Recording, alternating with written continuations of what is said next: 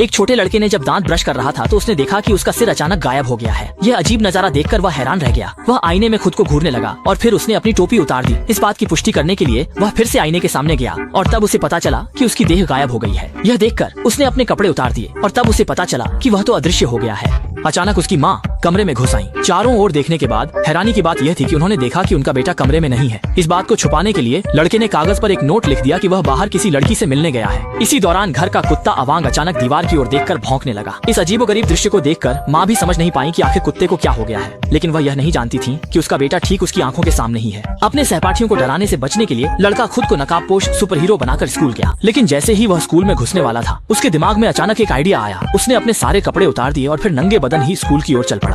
अक्सर उसे परेशान करने वाले स्कूल के गुंडे से बदला लेने के लिए उसने चुपके से गुंडे की खिलौना शॉटगन निकाल ली और सीधे मंच पर खड़े टीचर की ओर चला दी। गुंडे के हाथ में बंदूक देखकर टीचर तुरंत गुस्से से आग बबूला हो गए। गुंडा वहीं हैरान रह गया और उसके माता पिता को भी बुला लिया गया। अपमानित पिता ने उसे कार में बैठाया और वहीं झटपट पिटाई कर दी। इसी समय उसने देखा कि महिला जिम्नास्टिक टीम दौड़ते हुए व्यायाम कर रही है। ये देखते ही उसके मन में बुरी नीयत आ गई। अपनी अदृश्य होने की क्षमता का फायदा उठाकर वह बेहिचक उनके चेंजिंग रूम में घुस गया।